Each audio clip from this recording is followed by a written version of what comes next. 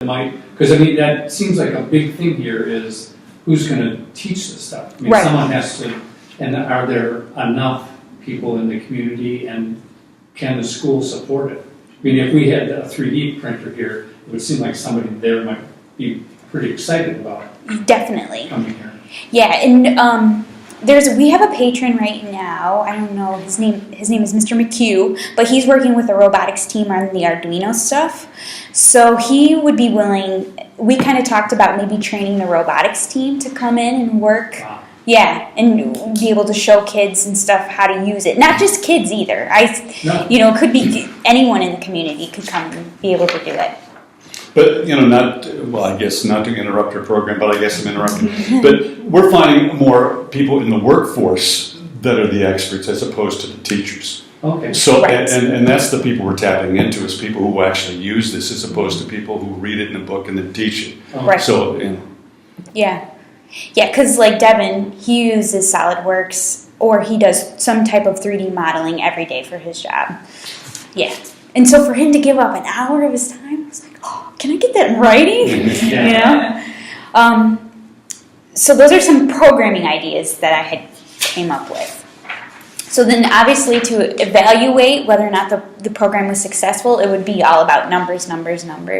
So there's a plan. I kind of laid it out on the back of the price list.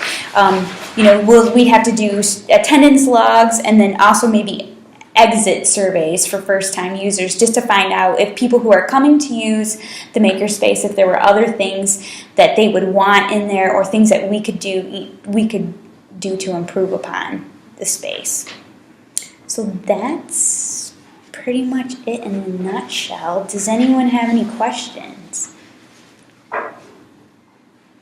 that's great. Thanks. Very good. So, I must have missed it. What is the Raspberry Oh, Pi? thank you for asking. Yes, the Raspberry Pi it's a mini computer. It's like a $40 computer, and the possibilities are endless. So, like I was talking with Mr. McHugh, he has a Raspberry Pi. He's programming it with his 7th grader to have all the old Nintendo games and like the Sega Genesis games on it, and so then they can actually program the Raspberry Pi and then use an Arduino as the controller. So they're kind of working on that project. But they can do all kinds of different things. Like Kristen Fontanero, which is the professor that I was talking with from U of M, which she said she would gladly come up here and talk to you guys if you were interested in her take on a makerspace. Because she has a cottage, I guess, somewhere nearby. But so she was saying that she had a teacher who was using it as a way to determine if the kids could go for outside recess or not. So she'd program the Raspberry Pi when it reached a certain, because you can buy different controllers that'll go with the Raspberry Pi. And so there was like a temperature controller, so that way when the temperature fell below a certain point, a light would go on and the kids would know, oh, we get to have inside recess today. Mm-hmm. So there's all these different cool things that you can do with it, and the possibilities really are limitless. So, and just getting them familiar and comfortable with working with that kind of technology, I think will be really valuable. Isn't it mind-boggling? I'm a tech immigrant. Yeah. But He's still got an Atari, so we don't count him. But I think that that's the way things are going. I mean, actually, I made the mistake of saying that to Mr. McHugh one day, but everything's going. He's like, we are already there. If you think that's where we're going, you're already behind. Mm-hmm. That is exactly where we are.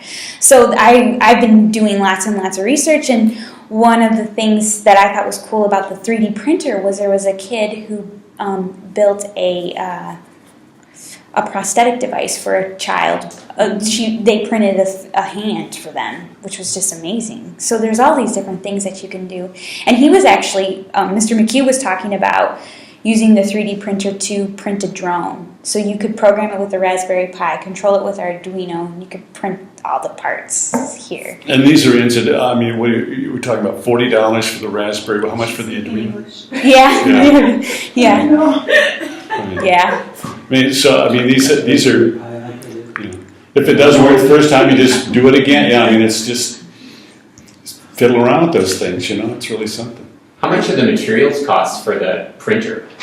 So it is about. So it depends on the materials that you use, really. So the what is it? A polymer. Polymer? Yeah, it's like $40 for a cartridge. So when I was at MLA, they had a professor from the school, like he's part of their 3D printing lab. He was saying what they do is they have the students buy their own cartridges.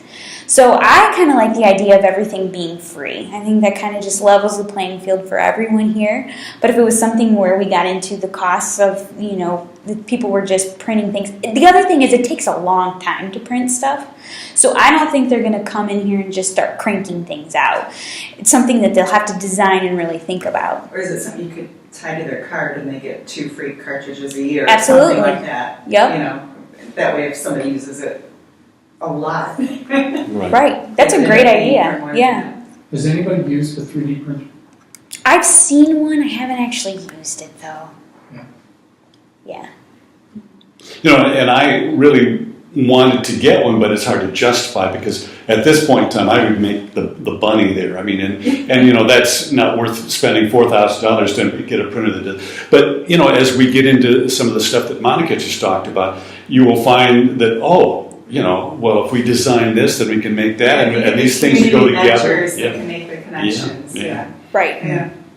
So. And definitely. And can someone like the fellow who uses it all the time, Yeah.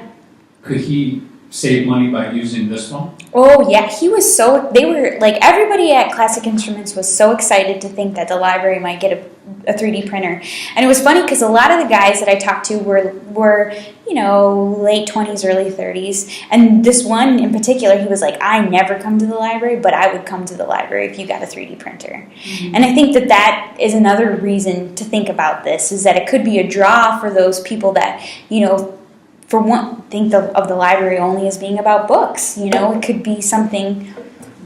Well, and the phrase is leading edge. Eventually everyone's going to have one probably in their house, but if we're the first ones to do it, and we're the first ones to teach it, and we're the first, I think that's what, and bragging rights for lack of a better term, but that's the sorts of things that we are supposed to be out there doing. That's what, our mission is.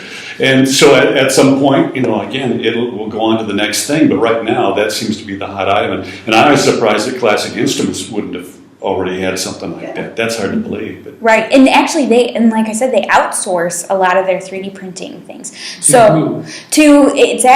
Makeverse website, so it's like makeverse.com. So they can submit their plans, this is what we want printed, and then they can find a person who has a 3D printer who'd be willing to print it for them.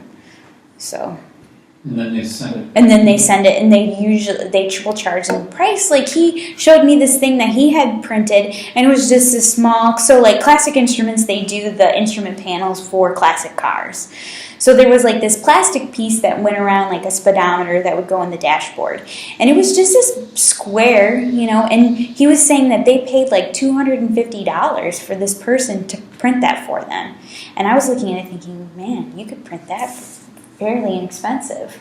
So, not that we would want businesses to use it. Yes, because right. they're making money, then we wouldn't want to. Right, definitely. Okay. How would you do that?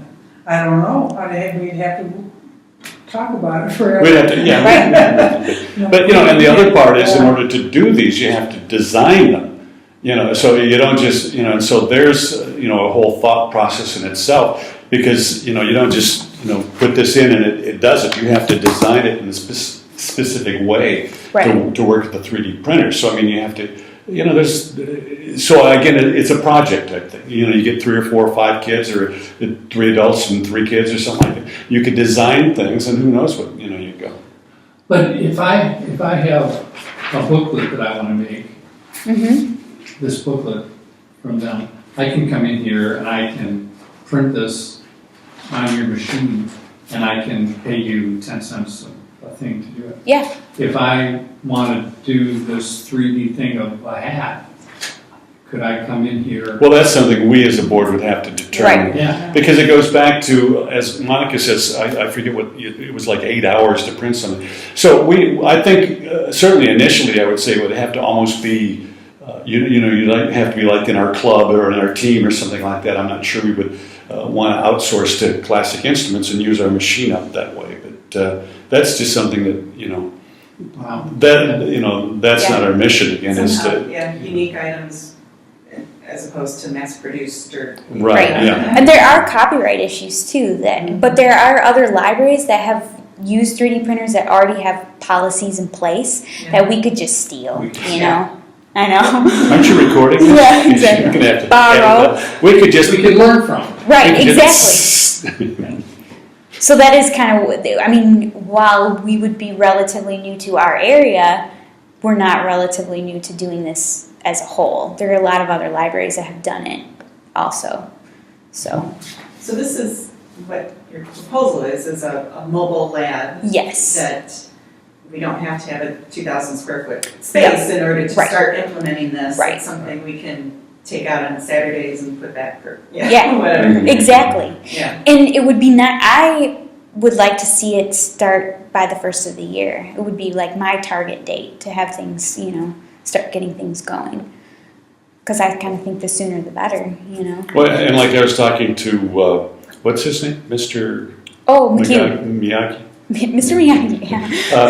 But, and the thing is if we sat here, kind of like you alluded to earlier, we could talk about forever. If we sat here and said, what's the perfect thing we can get for this makerspace, we're never going to get there. So we should just go ahead and not necessarily, she's thought this out very well, but just go ahead and start it, because then we're going to find out that we need this and we don't need that and stuff. But if we just sat around and tried to figure it out, there's no way. Like you say, we're already kind of behind the power curve on some of that. And I don't think it has anything to do with No, and that's the thing about being portable so great. Right. Absolutely. Yep.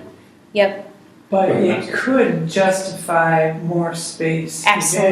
eventually. So, we're always worried about how we're going to spend our money, how the community's going to view it. This might justify the fact that we do need more space. Yep. Because this is going to grow and we're not going to be able to just stick it away in a storage room all the time. Right, and I think one of the things that I hear over and over and over again is that the library is shifting more to a community center. We're trying to, embrace that. And I think part of it, if we can provide technology assistance, or education in technology, we get so many people who come through our doors who want help with different types of technology. If we can start to embrace that and help them with it, I think it'll just make us that much more relevant to our community. I really do. So. Who knows if we have to kick the oil salesman out, maybe they'll get demand and Absolutely, yeah. Yeah. So. Which, is that, do you have any other questions for Monica at this point? It ties in real well with, the schools are all talking about the STEM, Yes. whatever that stands for now. Yeah. But it ties in well with that. And then also there was an article I was looking at the other day about encouraging girls to get into coding, which is totally a male-dominated field. And they had a club, Girls Who Code, or something like that. Yeah. This would be a great way for us to get involved in that too. Definitely. It doesn't have to be just an East Coast or West Coast thing. Exactly. We can grow here. Exactly. And then that way when our kids, hear somebody talking about an Arduino or a Raspberry Pi, they'll be like, oh, I know what that is and I use it at the library. I just think it'd be so cool to see if we, encourage that innovation, and to be able to be a part of it would be just awesome. And what I like about the library is that it levels the playing field. So you have kids that are, come from wealthier households who have better access to that stuff. But now anybody, any kid, any person can come into the library and use that, which I just think is amazing. So, okay. Whew, I survived. Thank you. Yes.